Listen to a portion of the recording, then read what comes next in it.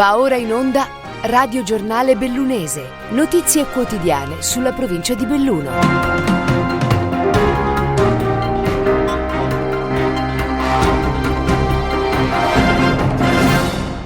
Benvenuti a un nuovo appuntamento con il Radio Giornale Bellunese e questi fatti che affronteremo nell'edizione di oggi di giovedì 29 dicembre 2022.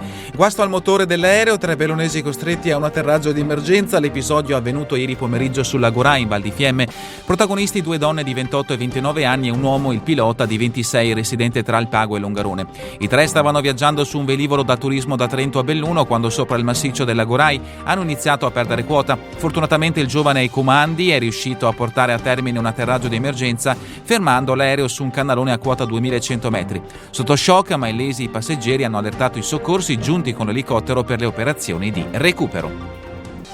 Donazione di organi, bellunesi primi in Veneto e terzi in Italia, 50.000 residenti in provincia che hanno dato il proprio consenso alla donazione al momento del rinnovo del documento di identità o iscrivendosi all'Aido. E proprio l'Aido esprime soddisfazione tramite il vicepresidente Mirko Dalle Mule. Giovani e anziani sono tra i più propensi a donare, mentre qualche timore resta tra le persone di mezza età.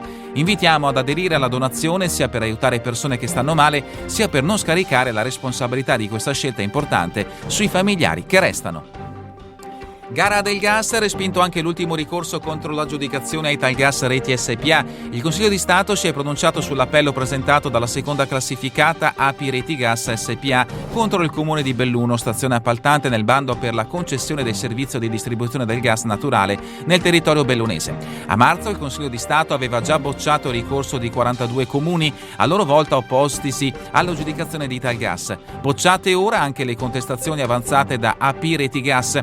Nel corso del 2023 dovrebbe dunque concludersi l'aggiudicazione, al momento sospesa in attesa del completamento dell'iter giudiziario. 18 anni di scuole in rete, un traguardo celebrato ieri al Teatro Comunale di Belluno in un evento che ha ricordato alcuni dei momenti più importanti dell'attività svolta finora dall'associazione. Presentato anche un libro fotografico che in 400 pagine e oltre 700 scatti racconta l'impegno e i risultati raggiunti da scuole in rete lungo il suo percorso. Era fondamentale per noi racchiudere in un volume il meglio di ciò che abbiamo realizzato in questi 18 anni, il commento del fondatore e animatore di Scuole in Rete Franco Chemello. Purtroppo spesso siamo stati più apprezzati fuori provincia che nel nostro territorio, quindi era giusto presentarci e mostrare cosa possiamo fare. Passiamo allo sport. Hockey, Cortina KO 5-3 nella trasferta austriaca contro il Bregenzwald. Fallita la prima opportunità di portarsi al secondo posto dell'Alps League, attualmente occupato dal Salzburg, avanti di un punto. Salzburg che però non ha più gare da disputare. Gli ampezzani hanno invece ancora 3 partite a disposizione, la prima delle quali domani sera all'Olimpico alle 20:30 contro gli sloveni dello Genesais.